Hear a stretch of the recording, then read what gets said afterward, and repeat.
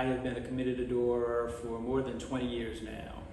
And outside of my regular Mass attendance, being a committed adorer has been the most important aspect and most beneficial thing to growing my faith over these many, many years. And like many people, I have a stressful job, I practice law, I juggle 10 balls at a time during the day. And having a committed hour once a week to come pray in silence has been a lifesaver for me from a standpoint of letting me grow closer to Christ and to also give me peace and give me a perspective of when I leave the chapel that I'm ready to look at the world, hopefully through the eyes of Christ, and be a better person and be more compassionate and be more patient.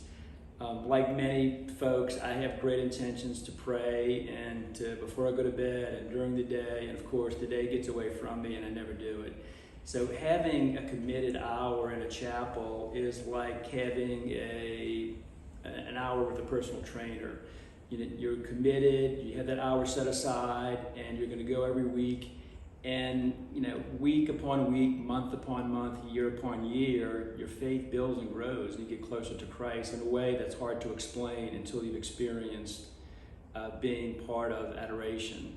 So I would encourage anybody who's ever thought about going to adoration, who's looking to grow their faith, please give it a try, because I don't know anyone who's ever started adoration who has ever been disappointed that they did so and quit being an adorer. I've always had an early morning hour as my hour for adoration, because that's the time during the day when I'm not taking phone calls, my kids are usually still sleeping, and I have time to set aside to be with Christ.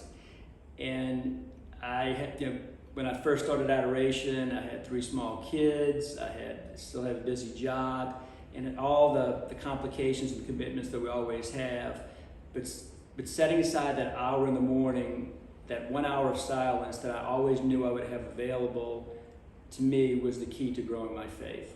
When I first started doing adoration 20 years ago, my kids then were very small.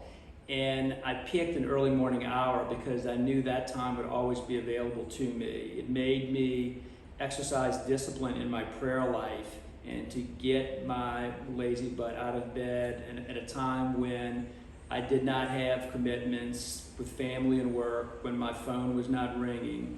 And that daily exercise of prayer, or weekly exercise of prayer, was the key to me growing in my faith. And there was never an excuse not to make that hour of adoration because I had no other conflicts early in the morning. When I first started coming to adoration, I would usually do something simple like pray the rosary in silence. And then as time went on, I would bring a book or the Bible to read a passage from and just to sit in silence and meditate on. And then some other days when I don't feel like I don't have anything in my gas tank or much to offer the Lord, I just sit in silence and try to listen to Him.